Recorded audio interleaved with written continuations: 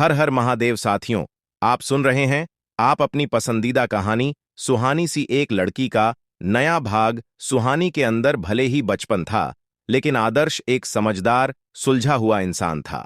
गुरु और शिष्य की मर्यादा को अच्छे से समझता था। वैसे भी सुहानी उससे 5-6 साल छोटी थी। यह बात अलग थी कि आदर्श के पास टीचिंग का कोई प्रोफेशनल अनुभव या फिर डिग्री नहीं थी। वह तो बस उस एनजीओ की मदद करने के लिए जितने दिन तक बीएसटी के परमानेंट टीचर नहीं थे, वहां पर अपने बिजी समय में से कुछ समय निकालकर पढ़ने जाता था। जहां पर कि उसकी मम्मी भी पहले काम किया करती थीं, लेकिन जब से उनको हेल्थ प्रॉब्लम शुरू हुई थी, तब से वह घर पर ही रहने लगी थी। एनजीओ का सारा काम सिया जी के ऊपर पड़ गया था। इसी बहाने से वह सिया जी की मदद भी कर देता था और अपनी मां को 2 पलों की खुशी भी दे देता था, जिससे कि उसकी मां को यह संतुष्टि होती थी कि उसका एनजीओ चल रहा है। इस एनजीओ की नींव सिया जी और आदर्श की मम्मी जी ने साथ मिलकर रखी थी। सुहानी ने अपने मासूम और सच्चे व्यवहार के कारण आदर्श के दिल और दिमाग पर दस्तक बहुत पहले से ही देनी शुरू कर दी थी, लेकिन सुहानी को रास्ते पर लाने के लिए वह खुद को स्ट्रीक दिखाता था। सिया जी ने पहले ही बता दिया था कि सत्यम जी के लाड़ पढ़ने इस लड़की को पढ़ाई से दूर कर दिया है। इस कारण वह थोड़े कड़े व्यवहार में उसे हमेशा लाइन पर रखता था, जिसके कारण सुहानी का मन पढ़ाई में लगने लगा था। लेकिन आदर्श को क्या पता था कि सुहानी का मन उसकी कढ़ाई के कारण पढ़ाई में नहीं लगता था, बल्कि उसके चेहरे को देखकर पढ़ाई में लगने लगा था। पर अब जब उसे पता चल गया था कि सुहानी उसे प्यार करने लगी है, उस स्पेशल अटेंशन पाना चाहती है, तो आदर्श का दिल भी सुहानी की तरफ झुकने लगा था। लेकिन फिर भी एक सच था कि सुहानी उसकी स्टूडेंट थी। आदर्श ने बहुत मजबूती के साथ अपने दिल को समझाया कि सुहानी अपने बचपन में जो कुछ भी कर रही है, उसका साथ देने की कोई जरूरत नहीं है। लेकिन दिल मानने को तैयार नहीं था। पूरी रात आदर्श की करवट बदलते बीती थी। अगले दिन जब वह कॉलेज जाने के लिए तैयार हुआ, अचानक से सामने आईने में सुहानी का चेहरा उभरने लगा। ऐसा लगा जैसे कि सुहानी आंखें बिछाए कॉलेज में उसका इंतजार कर रही हैं। यह लड़की भी ना मुझे पागल करके छोड़ेगी। पूरी रात सोने नहीं दी और अब ढंग से तैयार होने भी नहीं दे रही है। घबराओ मत सुहानी, पहुंच रहा हूं कॉलेज में। आज देखता हूं कि तुम मुझे इंप्रेस करने के लिए क्या करती हो। आदर्श ने मुस्कुराते हुए आईने में देखकर सोचा। तभी अचानक से आदर्श की नजर आईने में ही अपनी आंखों पर पड़ी। आंखें जो किसी भी इंसान के दिल का आईना होती है, जो कि कभी झूठ नहीं बोलती, दिल का हाल दूसरों के सामने तुरंत प्रकट कर देती है। दिमाग खराब हो गया है क्या तुम्हारा आदर्श? ये मत भूलो कि वह तुम्हारी स्टूडेंट है। अरे वह तो बेवकूफ है, पर तुम क्यों ये बेवकूफी कर रहे हो? सारी दुनिया क्या कहेगी, इसका सोचा भी है? कम से कम रिश्तों की मर्यादा तो रखो। आदर्श के दिमाग में उसे डांट दिया। दिल का एक कोना जहां इस तरह की चीजों से खुश हो जाता था, वही दिमाग इस चीज पर आदर्श को डांट कर सही कर देता था। आदर्श केवल नाम का आदर्श नहीं था, बल्कि उसके अंदर आदर और संस्कार अदरक की तरह कूट कूट कर भरे गए थे। ये सब जब आंखों के आगे खुल गया था कि सुहानी उसे पसंद करने लगी है और खुद आदर्श का दिल उसकी तरफ झुकने लगा है, तो अब आदर्श के लिए वहां जाना कतई संभव नहीं था। मजबूरी में आदर्श में दूसरे ही दिन रेजिग्नेशन दे दिया और खुद सुहानी की इन हरकतों या फिर यादों से पीछा छुड़ाने के लिए अपनी मॉम को लेकर न्यूयॉर्क चला गया था। लेकिन वह क्या जानता था, जिस चीज से वह जितना भाग रहा है, वह चीज उतनी ही उसकी नसीब में लिखी जा रही है। आज सुहानी हमेशा हमेशा के लिए उसकी पत्नी बनाकर उसके घर में आ चुकी थी। उस दिन तो वह सुहानी के गूगल बाबा के बताए हुए उपाय से बच गया था, लेकिन आज तो बचना ही नहीं चाहता था। आज तो आदर्श के पास पूरे हक और अधिकार थे सुहानी को परेशान करने के, और सुहानी के पास पूरे अधिकार थे आदर्श को इम्प्रेस करने के। अब उसे इस गेम में मजा आ रहा था। वह चुपचाप आंखें बंद किए हुए सोने का नाटक कर रहा था। चादर उसने सर के ऊपर तक तान ली थी, लेकिन साइड से थोड़ा सा हटाते हुए उसकी पूरी नजर सुहानी के क्रियाकलापों पर थी। पहले काम है अपने भीगे बालों की बरसाती हुई बूंद को पति के चेहरे पर बरसाना। पर बादलों से बारिश होती है, बालों से बारिश कैसे होगी?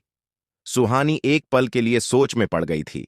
फिर उसे याद आया, हे भगवान, न झटको जुल्फ से पानी, यह मोती टूट जाएंगे।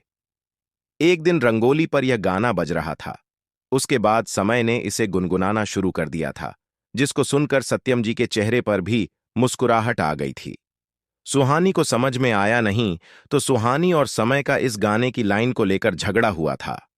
तभी समय ने उसके सर पर मारते हुए इस लाइन का अर्थ समझाया था, यानी कि बालों को पहले भींगोकर और उससे उनके चेहरे पर बरसात करवानी होगी। सुहानी ने अपने बालों को पकड़कर देखते हुए बेबसी से सोचा, नो वे, मैं नहा चुकी हूं, बाल भी सूख चुके हैं, उसके ऊपर से इनमें कंडीशनर भी लगाया जा चुका है। फिर से भिगोने का मतलब है कि और ज्यादा मेहनत।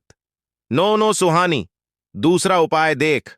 सुहानी ने पहले उपाय खुद खारिज किया, फिर उसके बाद दूसरा उपाय आया, अपनी उंगली से अपने पति के चेहरे पर अपना नाम लिखना। यह उपाय सबसे बेस्ट रहेगा, इसमें किसी तरह का रिस्क भी नहीं और बालों को भिगाने का झंझट भी नहीं। सुहानी ने अपनी उंगली आदर्श की तरफ बढ़ा दी थी। जैसे ही उसकी उंगली ने आदर्श के नाक को टच किया, आदर्श ने हाथ बढ़ाकर सुहानी के हाथ को पकड़ लिया और तेजी से खींचते हुए अपने में समेट लिया। हायो रब्बा, यह तो सियापा हो गया, छोड़िए मुझे। सुहानी ने अपने आप को छुड़ाने की कोशिश करते हुए कहा, यह क्या कर रही थी तुम? आदर्श ने सुहानी को अपनी बाहों में जकड़े हुए ही कुछ कढ़ाई से पूछा। सुहानी की सारी हिम्मत जवाब दे गई थी, जबकि आदर्श खतरनाक एक्सप्रेशन से उसकी तरफ देख रहा था। मैं तो बस आपको जगाने जा रही थी, सुहानी ने अपनी पूरी हिम्मत बटोर कर कहा। इस तरह से किसी को जगाते हैं क्या? आदर्श ने पूछा। किसी को नहीं, बस पति को, सुहानी ने तेजी से कहा और कहते हुए अपनी आंखें बंद कर लीं।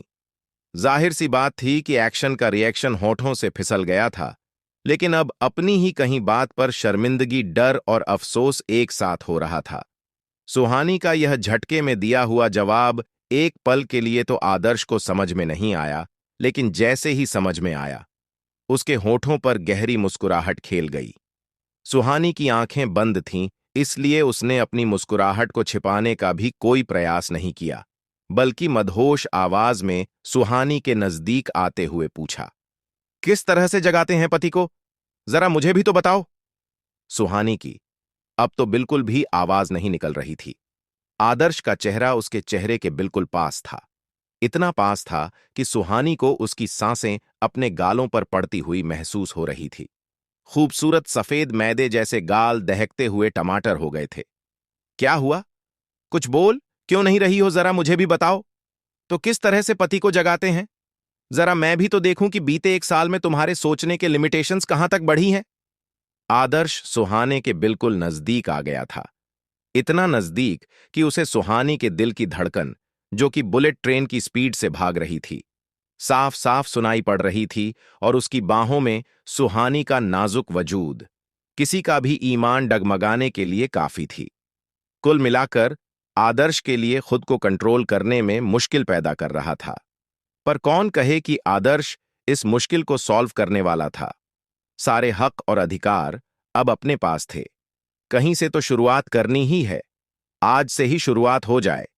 इतनी खूबसूरत सुबह से अलग कहां शुरुआत हो सकती है? आदर्श के दिमाग में आज दिल के सामने घुटने टेकते हुए कहा। आदर्श ने धीरे से अपने होठों से सुहानी के गालों को छुआ। सुहानी के तो पूरे बदन में 440 वोल्ट का करंट दौड़ गया था। अब सुहाग आदर्श के होंठ सुहानी के कानों और गालों के आसपास हरकत कर रहे थे। सुहानी कुछ बोलना चाहती थी, लेकिन होठों से शब्द निकालना तो दूर रहे, अब तो उसकी सांस भी अटकती ही मालूम हो रही थी। मेरी ही मति मारी गई थी जो इनको जगाने के लिए आई। आंखों को कसकर बंद किए हुए सुहानी ने अपने मन में सोचा, ज्यादा दिमागी घोड़े दौड़ाने की जरूरत नहीं है। अच्छी तरह से पता है कि तुम्हारी सोच की लिमिटेशन गूगल बाबा से शुरू होकर गूगल बाबा तक ही खत्म होती है। कभी गूगल बाबा से बाहर निकलकर भी देखो, अच्छे अच्छे आइडिया मिलते हैं, जैसे कि ये। आदर्श सुहानी को परेशान करने में मजा आ रहा था। आपको क्या समझ में आएगा? गूगल बाबा का बेस्ट आइडिया होता है, जैसे कि यह। लेकिन यह बात अलग है कि सुहानी के केस में सब कुछ उल्टा उल्टा हो जाता है। सुहानी ने मुंह बनाते हुए अपने मन में सोचा। गूगल बाबा ने पति को जगाने के लिए उसके होठों और गालों के आसपास अपना नाम लिखने के लिए कहा था, लेकिन सुहानी से पहले ही आदर्श अपने होठों से उसके गालों के पास न जाने क्या क्या लिख रहा था। तभी अचानक से नीचे से आदर्श की मम्मी जी की आवाज आई। आदर्श जी, मम्मी जी। आदर्श ने झटके से सुहानी को छोड़ा और तुरंत बिस्तर पर से उतरता हुआ कमरे के बाहर दरवाजे के पास जाकर खड़ा हो गया। तुमको इतना भी ध्यान नहीं रहता कि कम से कम करने का दरवाजा बंद कर दिया करो, दरवाजे के पास से। हिसुआ आदर्श ने सुहानी की तरफ देखते हुए कहा। मम्मी की आवाज सुनकर आदर्श या धड़कन खुद बढ़ गई थी। तब तक उसकी मम्मी वहीं पर खड़ी थी, जो कि खतरनाक एक्सप्रेशन के साथ आदर्श की तरफ देख रही थी। क्या हुआ? क्या बोल रहा है मेरी बहू को? अरे कुछ नहीं मम्मी जी, मेरी हिम्मत कहां कि मैं आपकी बहू को कुछ बोल सकूं। मैंने इन्हें 10-7 बजे जगाने के लिए कहा था। देख रही हो ना घड़ी, 11 बज गए हैं। अब तो आदर्श को कोई सफाई देते हुए नहीं बन रहा था। चल, कोई बात नहीं, उसने कोशिश की होगी, उससे हुआ नहीं होगा। और वैसे भी तू जब सो जाता है तो इतनी आसानी से उठता नहीं। तू मेरी बात सुन, तेरे पापा के लिए हॉस्पिटल से फोन आया है। डॉक्टर ने बताया कि उन्हें होश आ गया है और वह तुझसे और सुहानी से मिलना चाहते हैं, उसे देखना चाहते हैं। दुल्हन को बोल तैयार हो जाए, तुम और दुल्हन जाकर उनसे मिल लो। जी मम्मी जी। आदर्श में एक आदर्श बेटे की तरह सर हिला दिया। जरा देखो तो इनको, मम्मी जी के सामने कितने सीधे बनते हैं, पर है बिल्कुल जलेबी की तरह टेढ़े। इनके चेहरे को देखकर भला कोई एक ऐसा किया कि यह वही आदमी है जिन्होंने अभी मेरी सांसें तक रोक डाली थीं। बिस्तर पर से उतरते हुए सुहानी ने अपने मन में सोचा। मम्मी जी, आप भी साथ में तैयार हो जाओ। मैं हॉस्पिटल जाते वक्त आपको भी साथ ले लूंगा। आप वहां पर पापा जी के साथ रह जाना। वहां पर सत्यम पापा जी भी अपनी फैमिली के साथ आने वाले हैं। पापा जी से सब लोग मिलेंगे, फिर बाद में मैं सुहानी को लेकर घर आ जाऊंगा, आदर्श ने कहा। दोनों मां बेटे में आगे की प्लानिंग बन रही थी। इधर सुहानी किसी तरह से अपनी बढ़ी हुई धड़कनों को काबू करते हुए बिस्तर पर से उतरी और दरवाजे के पास जाकर खड़ी हुई। आदर्श अपनी मम्मी से बात करके जैसे ही पीछे मुड़ा, उधर से आती हुई सुहानी से टकराया। गिरने के डर से सुहानी ने अपनी आंखें बंद कर ली थीं, लेकिन सर पर चोट जबरदस्त लगी थी। पर उससे भी ज्यादा डर तुरंत होने वाले ब्लास्ट को लेकर था। आपको यह एपिसोड कैसा लगा? कमेंट करके जरूर बताएं। आपके 2 शब्द मेरे लिए बहुत मायने रखते हैं। तो फिर मिलते हैं अगले भाग में।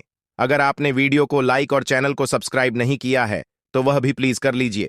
खुश रहिए, स्वस्थ रहिए, मस्त रहिए और यही यूट्यूब पर मिलते रहिए। हर हर महादेव।